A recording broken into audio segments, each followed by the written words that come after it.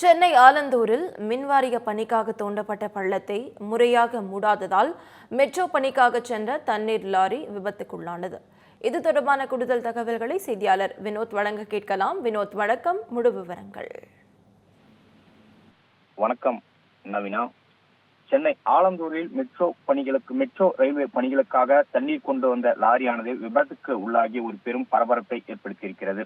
Chennai ஆலந்தூரில் metro ரயிலுக்கான பணிகள் கடந்த சில மாதங்களாகவே நடைபெற்று வருகிறது. இந்த நிலையில் ஆலந்தூர் மெட்ரோ ரயில் இணைப்பு சாலை பணிக்காக பூந்தமல்லியில் இருந்து கார்த்திகேயன் என்பவரின் ஒப்பந்த லாரியின் மூலம் தண்ணீர் நிரப்பிக் கொண்டு டிரைவர் பிரபு என்பவர் ஆலந்தூர் வந்து கொண்டிருந்தார்.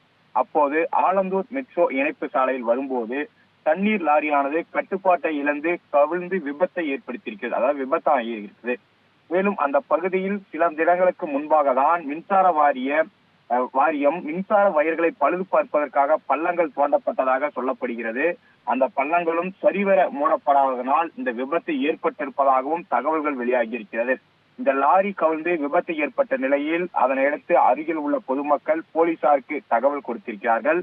அதன் பேரில் போலீசார் அந்த பகுதியில் வந்து அந்த லாரியை மீட்கும் பணியில் தற்போது ஈடுபட்டு வருகின்றனர். இந்த பகுதியில் விபத்து ஏற்பட்டதற்கு முழுக்க காரணமாக மின்சார வாரியம் மின்சார வயர்களை பழுது பார்த்துள்ளனர். அதற்கான பள்ளங்களை சரிவர மூடப்படாதனாலே இந்த விபத்தானது ஏற்பட்டிருப்பதாகவும் கட்டுப்பாட்டை இழந்திருப்பதாகவும் அதனால்தான் இந்த விபத்து ஏற்பட்டிருக்கிறது எனவும் சொல்லப்படுகிறது.